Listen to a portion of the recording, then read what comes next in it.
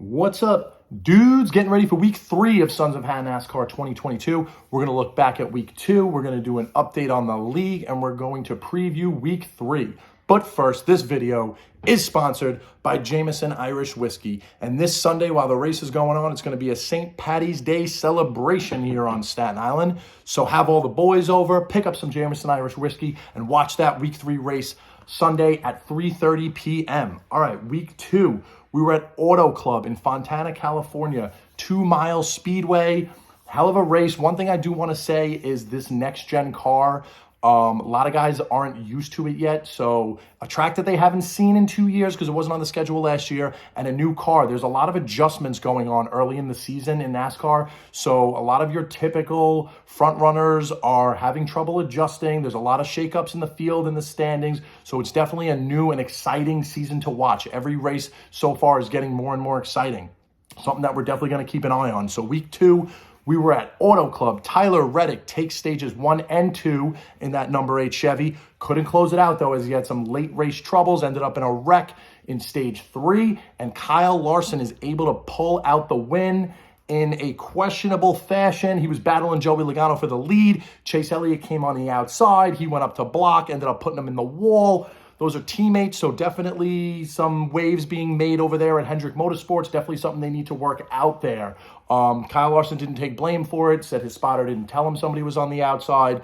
Chase Elliott didn't like it. I didn't like it, but hey, that's racing, baby. And either way, Kyle Larson at number 5 gets his first win of the season. The defending champion, definitely a favorite to also win the championship again this year. He has now won 5 of the last 7 races total. So will that trend continue? We'll have to wait and see. We're going to keep an eye on him in week 3. Quick update on the lead. TJ still in first place with Bobby LaBubble Potty. TJ Marmion in second with Checker and Wrecker. Victoria in third with Victoria Lane. Tied for 4th are Luke with Penelope's Pit Stop and John with Joe Byron. That rounds out the top 5.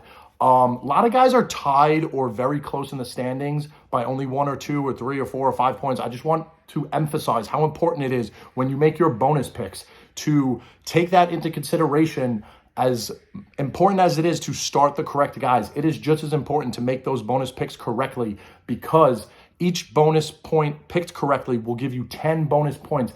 Now, there are a lot of places in the standings where guys are separated by give or take less than or a little more than 10 points. So keep an eye on those bonus picks. They're very important. Definitely want to do your homework, do your strategy, and take that into consideration when starting your lineup and making your bonus picks.